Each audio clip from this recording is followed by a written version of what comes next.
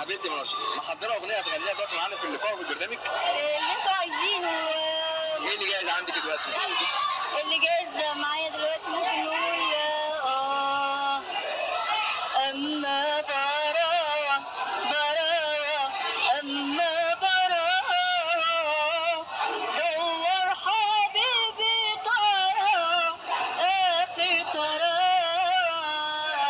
أما براوة براوة أما براوة دور حبيبي ترى آخر تراوة قولك حبيبي ملانة وعطشانة أنا أروح له ولا أروح أشرب حدانا قولك حبيبي ملانة وعطشانة يا أنا أروح له ولا أروح أشرب حدانا أروح له ولا أروح وبلاش شقاوة ما برا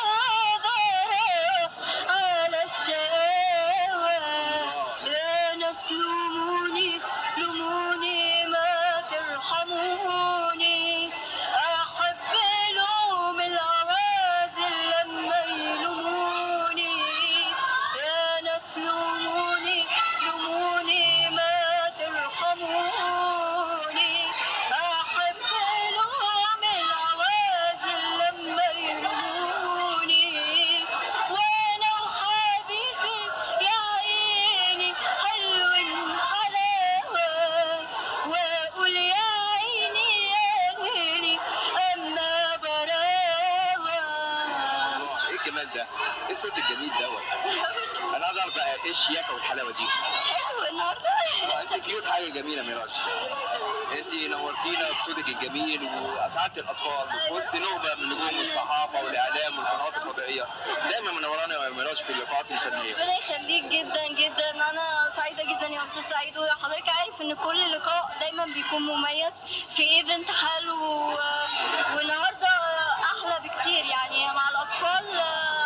انا سعيده ان انا معاهم ورقصنا وهيصنا وعملنا كل حاجه. الاموره الجميله كيوت ميراج، قبل ما اختم هذا اللقاء المميز حابه تقولي ايه لبرنامج ايفنت المليجي؟